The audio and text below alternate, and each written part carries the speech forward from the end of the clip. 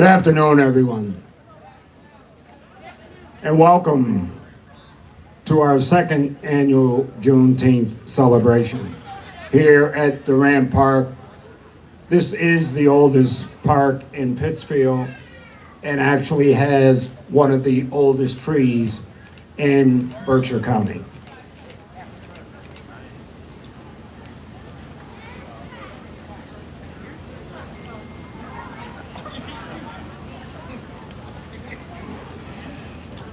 We're going to open this celebration by reading the proclamation that made this day possible, which happened on June 19th, 1863. So we're going to open our festivities for today. And it's important to hear the words. And after the proclamation's read, I'm just going to say a little something about it to put it in its perspective. Thank you. Hi, I'm Lori. So, in 1863, during the American Civil War, President Abraham Lincoln issued the Emancipation Proclamation, which declared more than 3 million slaves living in the Confederate States to be free. For more than 2 years would pass, however, before the news reached African Americans living in Texas. I'm sorry. It was not until the Union soldiers arrived in Galveston, Texas on June 19, 1865, that the state's residents finally learned that slavery had been abolished. The former slaves immediately began to celebrate with prayer, feasting, song, and dance. This was the beginning of Juneteenth. Important orders by General Granger, the slaves all free. Headquarters, District of Texas, Galveston, Texas, June 19, 1865. General Orders Number 3. The people of Texas are informed that in accordance with the proclamation from the Executive of the United States, all slaves are free. This involves an absolute equality of personal rights and rights of property between former masters and slaves, and the connection heretofore existing between them becomes between the employer and the hired labor. The freedmen are advised to remain quietly at their present homes and work for wages. They are informed that they will not be allowed to collect military posts and that they will be supported in idleness either there or elsewhere. By command of Major General Granger, F.W. Emory, Major and AAG, cotton to be shipped to New Orleans or to New York. Thank you.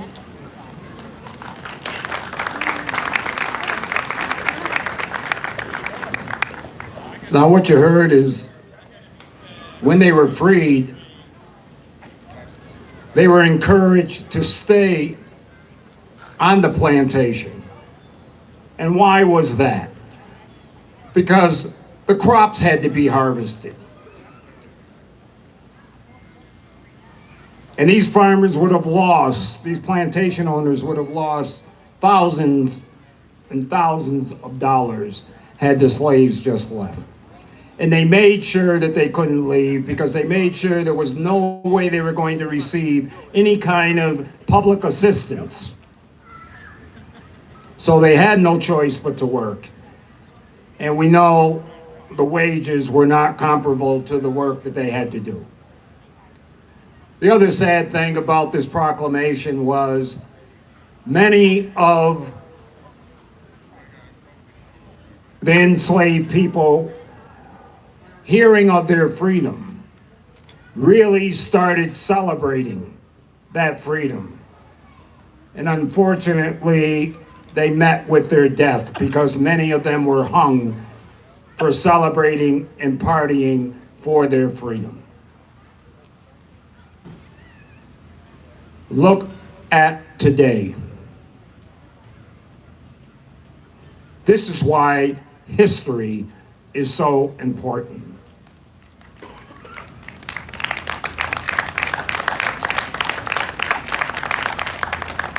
It is not critical race theory.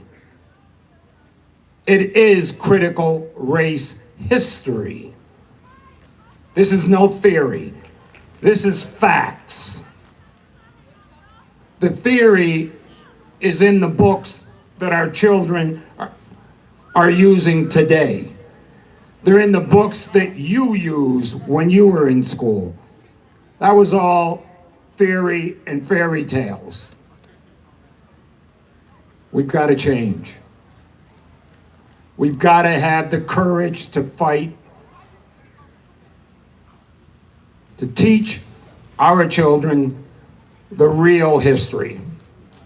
Yeah, it's sad. Yes, it's bad, but it has to be taught. And until we're ready to have that conversation, change is never going to come. It's important. Women are losing their rights. We're losing the right to love who we want. We're losing the right to read what we want to read. Remember, we the people put them in office, and it's we the people that have to remove them out of office.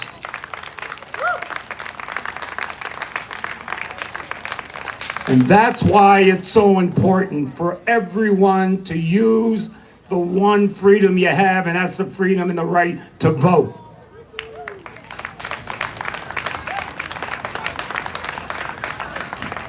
It's a very powerful action. And we look all through the South, they're trying to take that freedom away. It is criminal to think that because you give someone a bottle of water, because they've been standing on line waiting to vote, that's a criminal action. Only we the people can change. We the people govern the government. The government does not govern us.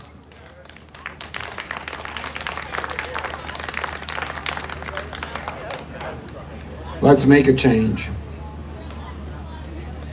Let's use our voices.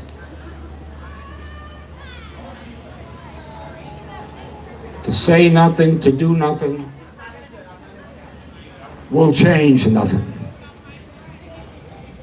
I am grateful to God that He's allowed me to be 77 years old.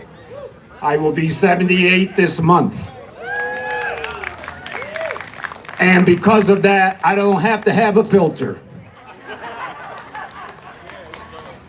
I can say what I want to say, and if I make you uncomfortable, I've said something. If I didn't make you uncomfortable, I wasted your time and mine. And I don't have time to waste. I know I'm checking out, I just don't have a date. But let's really take back what is ours. Our right to live. It's all about humankind. And if we all just think of that one word, humankind, and we allow that word to govern our actions, things are going to change. Because if I think of you as a human, I know how to talk to you. I know how to respect you. I know how to care for you. I know how to love you.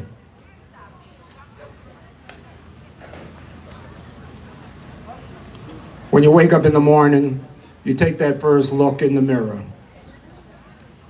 Say, I'm a human being, and everybody around me is a human being. And I'm going to treat them as such. Thank you.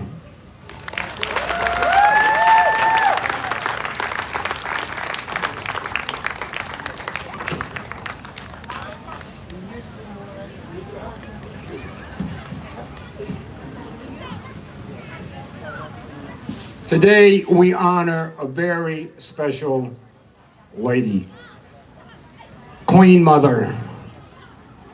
We lost her. She went on to glory, and I know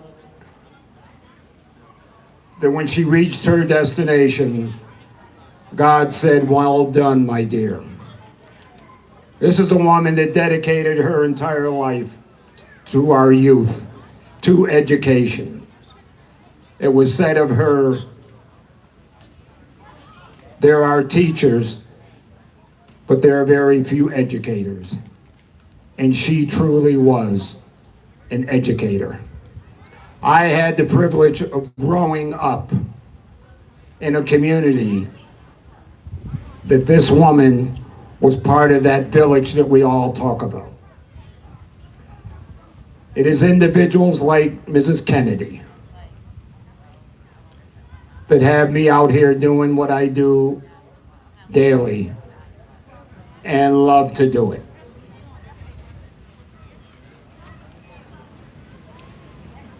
Emma Kennedy was recognized by the Berkshire Business and Professional Women as their 1997-98 Woman of Achievement.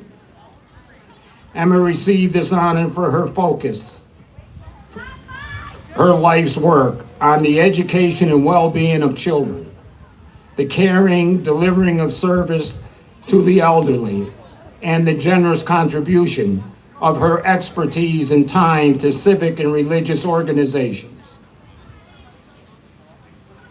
said the president of Business and Professional Women.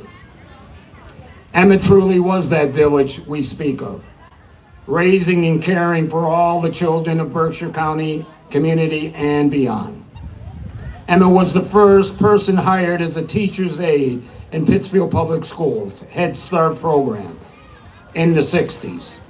In 1968, she became program director and head teacher of the Little School, a nursery school here in Pittsfield.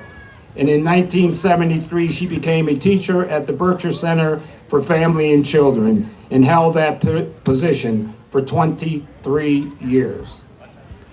As I said, someone stated, there are many teachers, but few educators, and Emma was truly an educator. We thank her for her gift to this community and its children. We should all inspire to do the work that this great woman has done. Thank you.